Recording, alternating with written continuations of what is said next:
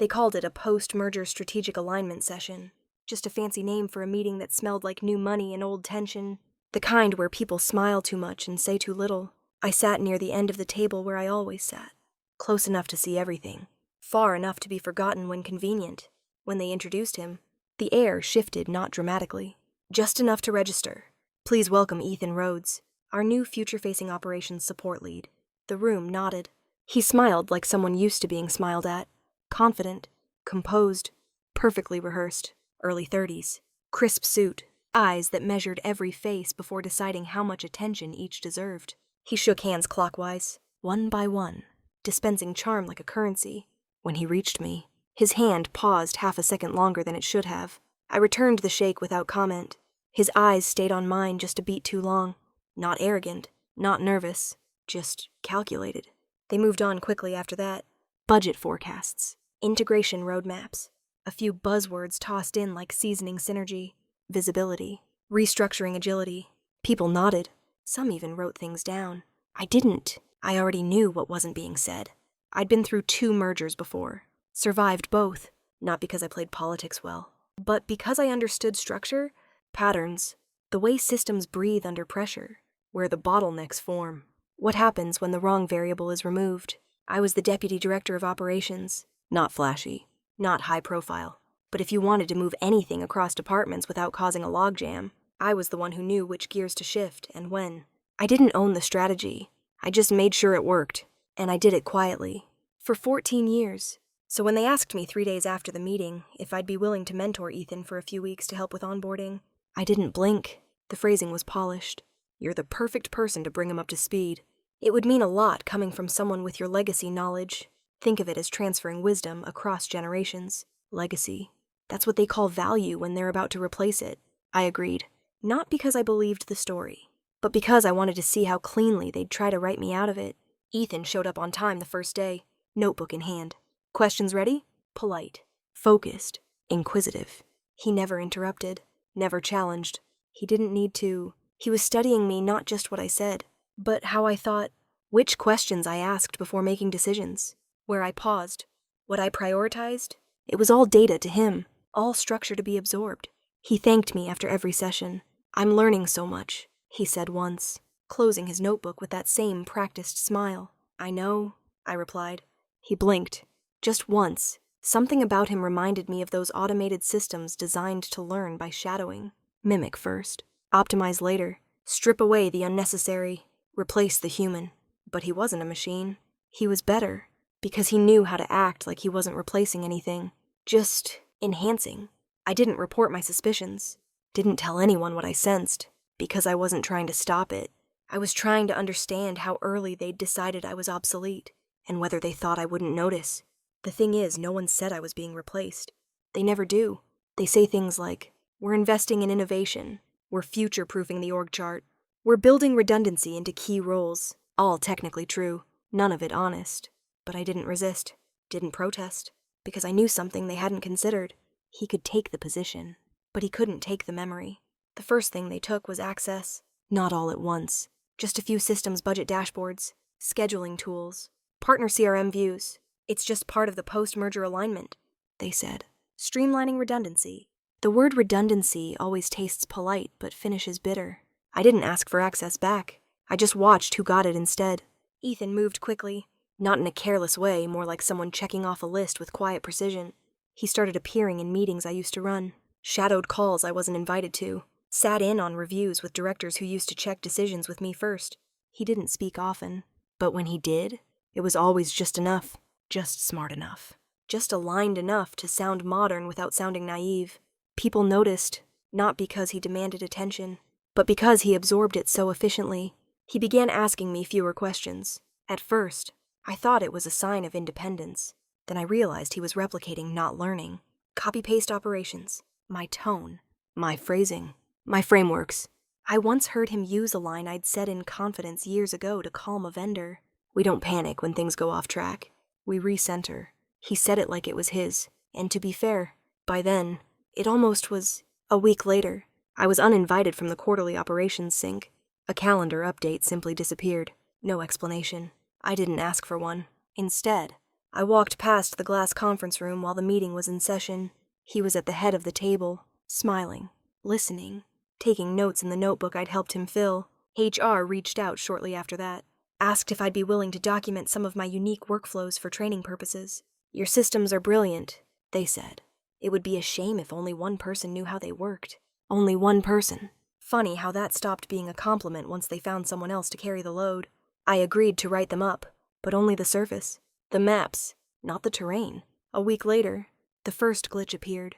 An onboarding error. Small, fixable, but one that never would have happened if Ethan had known the subtext behind a particular regional policy clause. Something I'd explained once but never documented. He didn't catch it. Legal did. Barely. I said nothing. Sometimes silence is the loudest way to say, "I warned you." More access shifted after that. Slowly. Strategically. Suddenly, I was no longer CC'd on vendor updates. Partnership status dashboards no longer refreshed for my login. Internal documents began referencing Ethan's revised framework. His, not mine. I started keeping a private journal. Not out of sentimentality. Out of precision. Every shift. Every handoff. Every instance of language I once owned now reattributed, repackaged, and praised as part of a new direction. I didn't write it to fight back. I wrote it to keep the map accurate so I'd know exactly where the fault lines would appear later. One evening, I passed Ethan in the hallway, just the two of us. He smiled, professional, cordial, nothing out of place. Then he said, "You know, you've been incredibly gracious through all this." "All this?" I asked. He shrugged. "Transitions like these can be tense." I held his gaze for a moment, then replied, "Tension only exists when people pretend something isn't happening." He blinked. I walked away. After that, I began arriving earlier, not to prove anything, just to see. The building feels different at 6:45. Before the noise, before the posturing. That's when you can hear what the systems are actually doing, not just what they're reporting. I saw emails being auto-forwarded that used to require review. I saw flags dismissed without follow-up because the new process didn't recognize them as threats. I saw people starting to lean on Ethan for decisions, but not yet for judgment. That would come later, and that's when it would break. One morning, a senior partner from Munich called me directly. He said, "I tried going through your new contact. Polite guy. But something's missing." "What's missing?" I asked. He paused. Then he knows what to do. But he doesn't know why. I didn't respond, because I knew exactly what he meant. I wasn't angry. Not really. I'd long accepted that loyalty in corporations has the shelf life of unrefrigerated milk. But what Ethan didn't understand, what none of them did, was that efficiency is not the same as awareness. He knew the process. He didn't know the weight of it. And sooner or later, he'd learn the hard way. You can inherit a system, but you cannot inherit trust. It came on a Monday. Mondays are efficient days for endings, no time for sentiment. Just transition. The subject line read, "Race. Role alignment meeting optional attendance."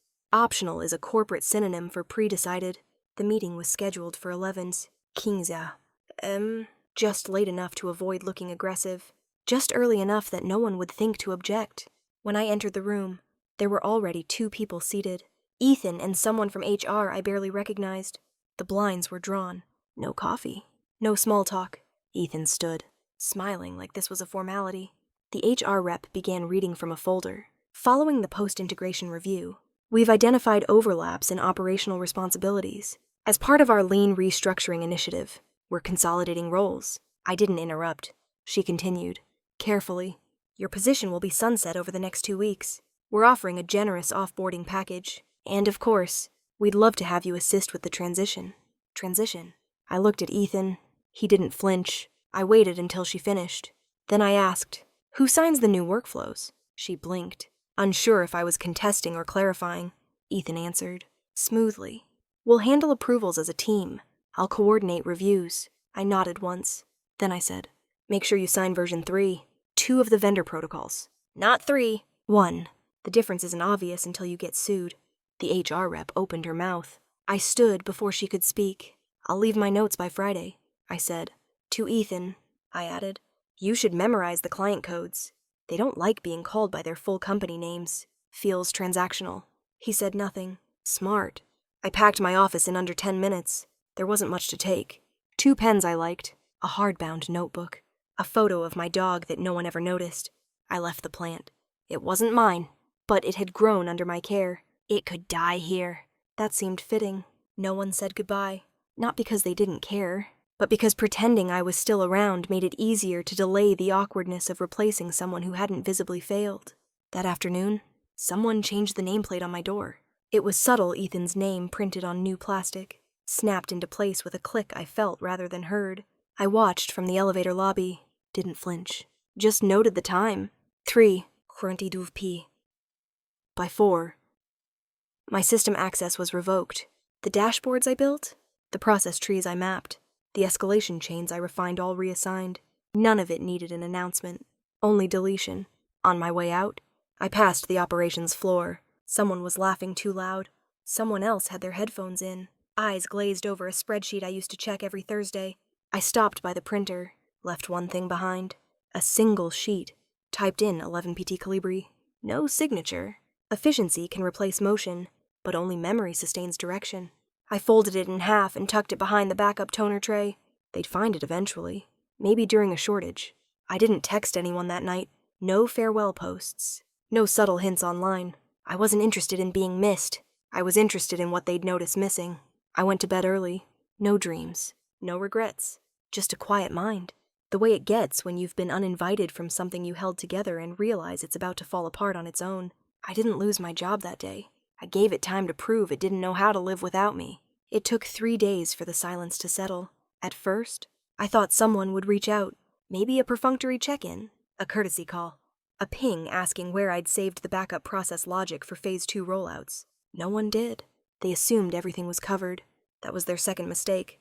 The first email came from a former client, someone I'd guided through a nightmarish compliance migration 2 years earlier. Subject: still consulting. He didn't mention the company, didn't mention Ethan. He didn't need to. By the end of the week, I had 4 more messages in my inbox. Not job offers. Requests. Real ones. Can you sit in on a contract renegotiation? Can you advise on restructuring a cross-border supplier chain? Can you find what's wrong with this rollout strategy? Because something feels wrong, and no one can name it. They weren't reaching out because I had time. They were reaching out because something was missing, and they didn't trust who was left to find it. I said yes, quietly, carefully, without noise. Lucian was the first to offer structure. He ran a boutique operations firm, small, surgical, trusted. We'd worked together briefly during an expansion project 5 years ago. I remembered him because he was one of the few who listened longer than he spoke. When he heard I was no longer with the company, he offered a standing desk, a flexible contract, and one simple pitch. I don't want to hire you. I want to deploy you. I accepted. My first assignment was almost poetic. A distribution client I'd onboarded 3 years ago, one of the ones Ethan had taken over, was quietly disengaging. Deliverables missed. Timing off. Reports too clean to be true. Lucian handed me the file. They say everything looks fine, but they don't feel seen anymore. That was all I needed. In 20 minutes, I found the fracture. Buried in the quarterly outreach cadence was a mistake. A holiday message sent on the wrong calendar day. Not offensive, not even noticeable, unless you understood what it signaled in that culture. Disrespect, by omission. No AI flagged it. Ethan's new team never caught it, but the client did. And just like that, the relationship began to bleed from the inside. I didn't fix it directly. I just drafted one message, 12 lines, handwritten. They returned with full contract renewal the next day. That's when I realized I didn't need a title. I just needed memory. More clients followed. Some quiet, some urgent, all asking the same thing. Can you help us find what we didn't realize we were losing? It was never about dashboards, never about efficiency. It was about reassurance, that someone remembered how this all worked, not in structure, but in rhythm. 2 months in, I heard about the first public loss. One of the firm's long-term partners had pulled out of a planned collaboration, citing misaligned expectations. The official story was market conditions. The unofficial truth: the new team forgot to bring the right person to the negotiation table. That person used to be me. Carter didn't reach out. Ethan didn't either. But someone in procurement did. They were rolling out a new logistics interface and couldn't figure out why 3 pilot locations kept reporting user rejection despite identical conditions. I logged in as a guest, reviewed the language in the onboarding screens, found one phrase harmless in English, but condescending in the region's dialect, suggested a 3-word edit. Adoption rate rose 26% overnight. No thank you email followed. I didn't expect one. That was never the currency. Lucian asked me one night, over tea, "Do you feel vindicated?" I shook my head. "Only accurate." He smiled. "That's worse. I didn't watch the company fall apart. It didn't implode. No scandal. No mass resignation. No memo admitting fault. It just began to fade. A slow erosion. Clients still engaged but with less warmth. Partners still called but with more conditions. The engine still ran, but the sound had changed. Less hum. More rattle. I wasn't trying to destroy anything. I was just reminding them that some systems run on trust, not code. And trust doesn't get documented. It gets remembered. I started writing again, not reports. Not memos. Just notes. Things no one had ever asked me to put into documentation. The partner who prefers bad news up front. The CFO who only reads emails sent at 7:30 a.m. The vendor who respects you more if you say no the first time. I kept it all in a red notebook. No backups. Not because I was hiding it, but because some knowledge should stay analog. It forces people to ask you directly, and they did. More and more. Not loudly, but consistently. Because word travels, even in silence. Especially in silence. The message came from an internal address I hadn't seen in months. Subject: quick sync. No signature. Just a date, a time, and a video link. I ignored it. 2 days later, another came. This time from someone I used to trust in procurement. Someone who'd stayed neutral through the transition. Not sure what's going on over there. But things are unraveling faster than they'll admit. Carter won't say it out loud. But he wants help. The kind you used to give. I replied with one line. What's the offer? They didn't offer a title. They offered access. Full view systems. Contracts. Partner history. Internal comms. No formal role. Just help us get back on track. I agreed. But not to help them. To observe them bleed in real time. Within minutes of login, I knew how bad it was. The interface was a mess. Layers stacked over layers. Each one trying to automate what had once been instinct. Files misnamed. Workflows looping. Escalation chains broken in subtle, insidious ways. Nothing was on fire. It was worse than that. Everything looked like it was working until you looked closer. The first thing I did was restore a naming convention. Small. Invisible. Really. But the kind of thing that keeps chaos from multiplying. Then I reflagged a vendor that had been downgraded by mistake. Their terms were time-sensitive. And someone had missed a clause I'd negotiated years ago. An expiration clause masked as a renewal benefit. That one would have cost them 6 figures. No one noticed I'd fixed it. I didn't point it out. The first time Carter reached out, it was over Slack. Appreciate you jumping in. Not ideal circumstances. I know. I didn't respond. Not out of spite. But because that wasn't a message. It was an apology dressed as a memo. I worked quietly. Restored what could be salvaged. Documented what couldn't. And slowly, I started seeing the fallout. Partners who used to reply within minutes now took hours. Clients who used to escalate requests were routing around the system entirely, going directly to third-party support teams. It wasn't betrayal. It was erosion. Of confidence. Of continuity. Of care. I sat in on a call with one of our legacy clients. They didn't know I was listening. Their rep said, "It's like talking to a company that forgot how we used to speak." That was the moment I knew. The system hadn't broken. The language had. And I was one of the last people who still spoke it. A week in, I received an email from Ethan. Subject line, "Can we talk?" I read it 3 times, then deleted it. He didn't follow up. I respected that. On the 10th day, Carter scheduled a call. This time, a real one, direct, named, unavoidable. I'd prefer to speak live. He wrote, "No layers. Just us." I said yes. I wanted to see how he'd try to explain the collapse of something he still didn't fully understand. He wore his usual composure-pressed collar, neutral background. Hands folded like he'd rehearsed this. "I won't pretend this isn't awkward," he started. "I know how everything played out. I know we made mistakes." I said nothing. Silence, in the right hands, can be more precise than confrontation. "We need you back. Properly. Not just as a shadow. Full capacity. Leadership level." I let the words hang. Then I asked, "Why now?" His jaw tightened slightly.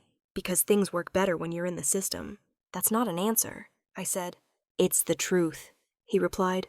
"The company doesn't run the same without you." I looked at him through the screen. He wasn't begging, but he was unraveling quietly. Then I told him the truth. "I didn't come back to save you. I came back to see how much damage you could do with everything I left behind." His eyes didn't move, so I kept going. You thought removing me meant removing complexity, but I wasn't complexity. I was the reason things looked simple. You replaced memory with manuals, awareness with automation, and people who knew the why with people who only knew the how. He didn't defend himself. That was his smartest move. I leaned in, slowly. This isn't about a title, or a salary, or control. It's about understanding that some things aren't transferable. He exhaled. What do you want? Then, I thought about it. Then I said, access to my own systems. No oversight. No meetings. And no one telling me what my value is anymore. He nodded. That was his only real option left. I hung up the call. Didn't feel victory. Didn't feel closure. Just clarity. Sometimes, watching them fall apart isn't enough. Sometimes, you go back not to rebuild, but to make sure the lesson sinks deeper than the damage. Later that night, I logged in again, cleaned up a few back-end sequences, flagged a potential legal issue no one had noticed yet, scheduled a vendor review with a partner whose trust was bleeding dry. Did I fix it? No. I just slowed the decay long enough for them to realize what it took to keep things together. And maybe, eventually, they'd stop trying to replace people who built the machine with people who only know how to run it. The meeting wasn't scheduled. He showed up unannounced on the floor I had reclaimed without title, stepping into the space like someone still unsure whether they were welcome. Ethan! I hadn't seen him in person since the day he watched me be erased.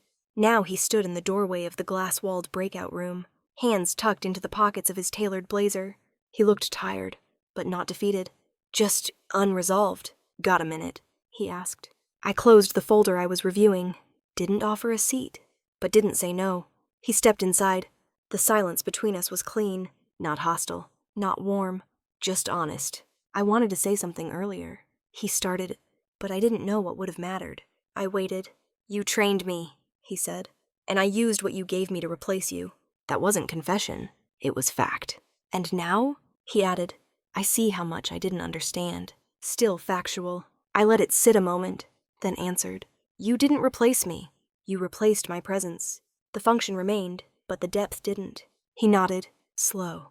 Everything I learned from you, I treated like a blueprint. But blueprints don't explain stress points. They don't show you where the walls start to bend. I didn't nod. He hadn't come for agreement. He'd come to carry the weight properly for once. I thought precision could substitute for instinct, he continued. That execution was all that mattered. And now? I asked. He looked at me direct, but not pleading. Now I know silence has memory. That caught me. A small flicker of recognition. I'd said those words once, in passing, during a long evening when we were still in the mentorship phase, when he'd asked why I left certain things out of the manuals. Because silence has memory. I'd told him, it remembers what words forget. He'd written it down. Now he understood it. He shifted his weight. I'm not here to ask for forgiveness, he said. Good, I replied. Because I don't grant it. He smiled barely. Fair. I'm here to acknowledge the cost, he continued. Not just of losing you, but of thinking I didn't need to understand what you knew, only how you applied it. I leaned forward slightly. You weren't the first to think that, I said, but you were the cleanest execution of it. He absorbed that without flinching. I was efficient, he said. You were hollow, I corrected. He didn't argue, didn't try to defend the process, didn't recite what he'd been told to believe. Instead, he reached into his pocket and pulled out a small object, my old notebook, the one I'd left behind, intentionally unclaimed. It had a cracked spine and an index coded only I could read. I couldn't make sense of most of it, he said, but I kept it, because some part of me knew I hadn't earned any of it. He handed it to me. I didn't take it. I left it because I knew you wouldn't understand it. I said, not then. Maybe not now. He drew his hand back. No offense taken. I don't want your notes, he said. Then what do you want? To tell you, he said carefully, that I know now what you were doing. I tilted my head. You weren't just running operations, he said. You were protecting people from the weight of things they didn't know they were carrying. That stopped me. He had found it. The truth beneath all the silence. I thought this role was about optimization, he said. It's not, I replied. It's about containment. He looked down once, then met my eyes. I hope someday I earn the right to carry some of what you carried. I didn't answer, not because I doubted him, but because that answer isn't given. It's demonstrated in time, in pressure, in silence. He understood that too. He left without another word, didn't look back, didn't expect anything. And for the first time since he arrived, He didn't take. I didn't announce my second departure. There was no official handover, no broadcast message, no calendar invite with the word farewell attached. I just stopped logging in. Quiet endings leave no doors to close. Only space for others to wonder if they were ever opened. Lucian didn't ask why. He knew I was finished the moment I sent him my last file clean. Unbranded. Precise. He called the next day. Didn't waste time. How badly did they want you to stay? He asked. They never asked me that directly. But they knew. They knew. He exhaled. And you're sure? Yes, I said. Because this time, I didn't leave out of frustration. I left out of clarity.